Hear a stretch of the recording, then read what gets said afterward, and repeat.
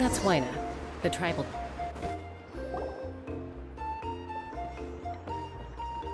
Chaska. Nice to see you again, Wyna. I'm afraid we don't have time for pleasantries, so I'll get right to it. We're here for the Spirit Speaker Stone. Whoa, hold on a second. At least tell me why you need it first. My friend Kachina is trapped within the Night Kingdom. We need the stone to find her ancient name and rescue her. Rescue her? From the Night Kingdom? That's right. I'm sorry, but someone needs to tell you what you don't want to hear. Going there, a mature warrior would never make such a foolish decision.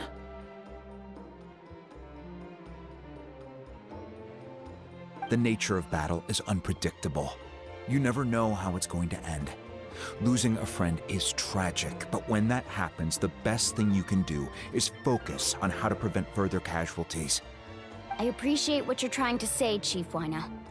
But if the price of maturity is abandoning a friend in need, I'll choose foolishness any day.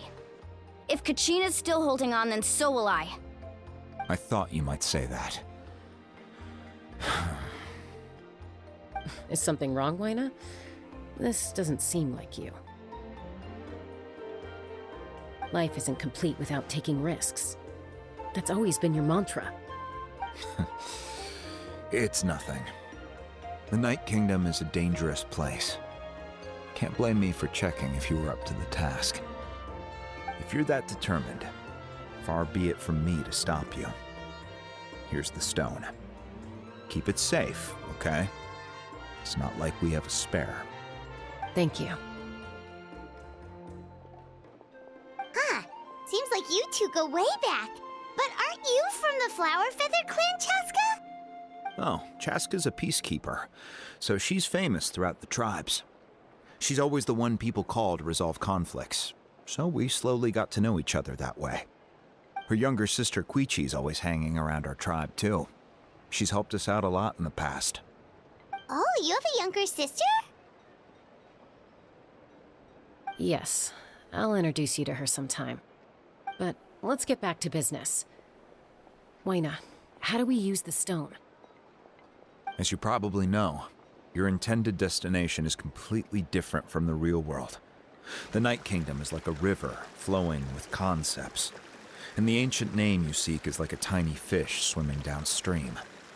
In that sense, the stone is like a fishing boat drifting down the river, but the boat alone isn't enough.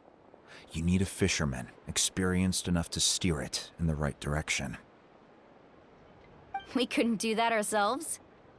With a little practice, I'm sure you could. You have the strength and the talent. If you want to make sure this works, though, I could recommend someone to you. Who? Vichama, a legendary warrior and scout from our tribe. He's got a keen eye and a well-honed intuition. Even his ancient name means to seek.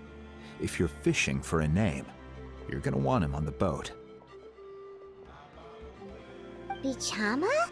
Why does that name sound familiar?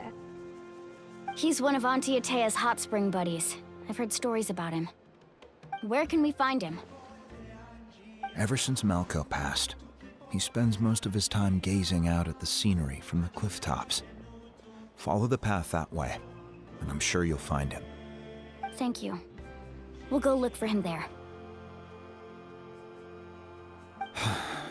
Good luck. I hope everything goes well.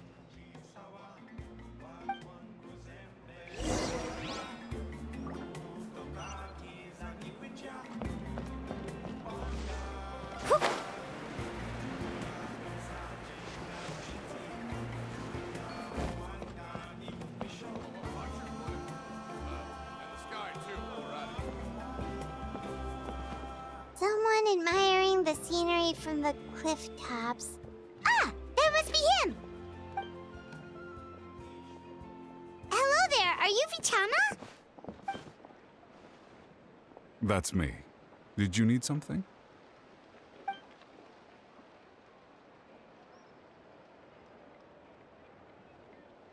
What? You're saying you can bring someone back from the Night Kingdom? How is that even possible? No, if you really think about it, anything's possible in that kind of place. But that would mean... Are you okay? You don't look so good. Everything's fine. I'll help you, but I do have a small request. After I help you find Kachina's ancient name, I want to use the stone to look for my friends as well. Your friend? Oh, why not mention someone named Malco? Is that who you're talking about? Yes, but I'd rather not get into it if it's all the same to you. That's not a problem. We agree to your request. Yeah. Since you're helping us find Kachina's ancient name, it's only right that we return the favor. Then we're agreed. Can I have a look at the stone?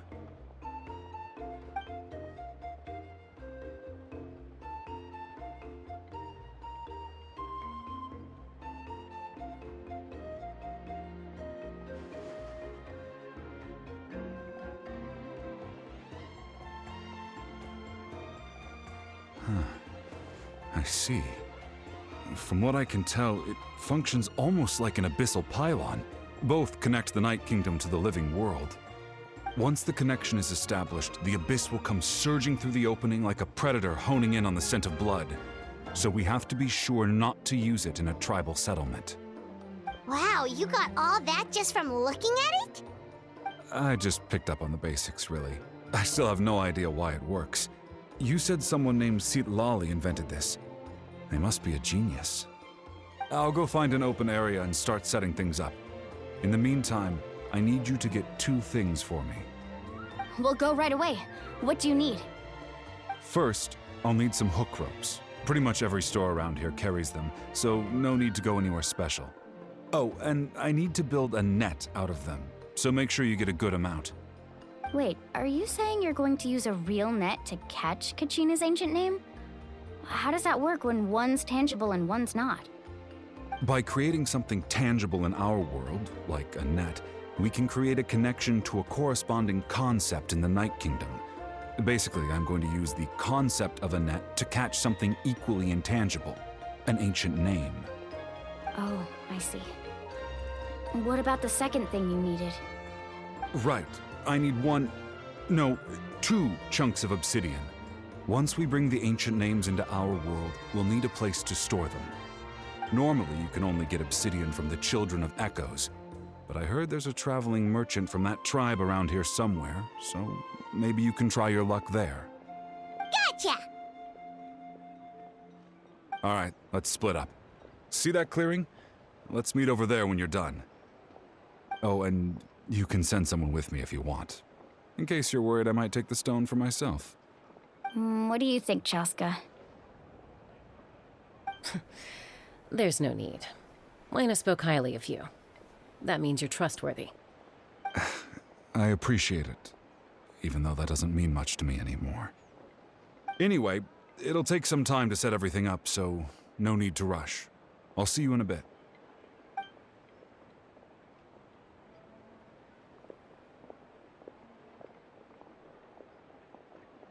What an odd guy. He seems so defeated, but also really invested in the stone at the same time. I don't have any more insight than you, Paimon. Let's just focus on the preparations for now. Hang on, Kachina. We're coming for you.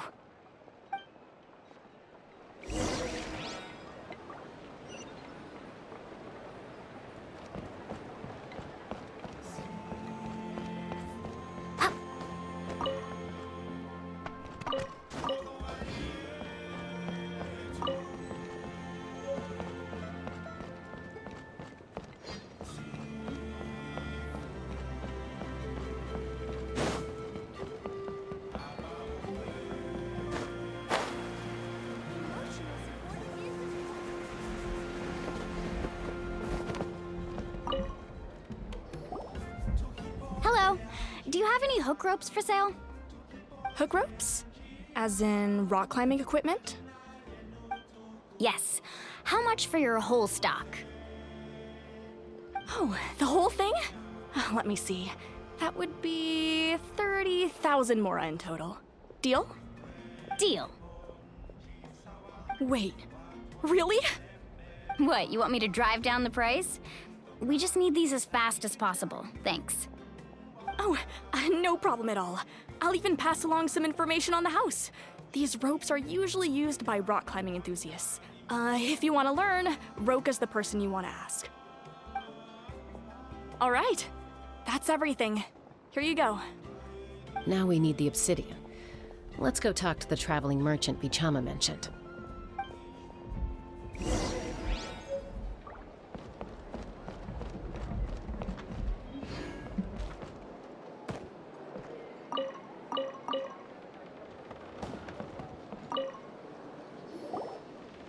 Excuse me, do you sell obsidian?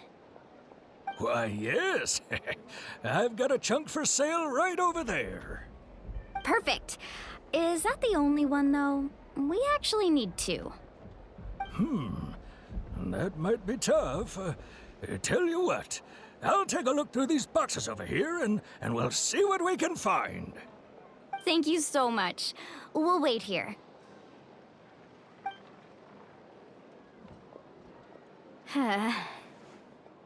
Relax. Everything's going according to plan. I know, it's just... I could tell Vichama feels the same way about his friend that I do about Kachina.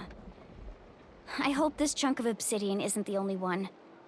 Kachina always carries all sorts of shiny stones with her. If I was the one trapped in the Night Kingdom, she'd have a whole pile of obsidian ready in a heartbeat. Well, would you look at that? I did bring an extra. Here you go, young lady. How does it look? Perfect! Thank you. How much do I owe you? If you hadn't shown up, these stones would have just sat here collecting dust. I'll take 3,000 mora for both. Here you go. By the way, I heard you mention Vichama just now. You running an errand for him, then? How's he doing? Malco's been gone for 5 years now. It's about time he started to move forward. Do you know what happened between them?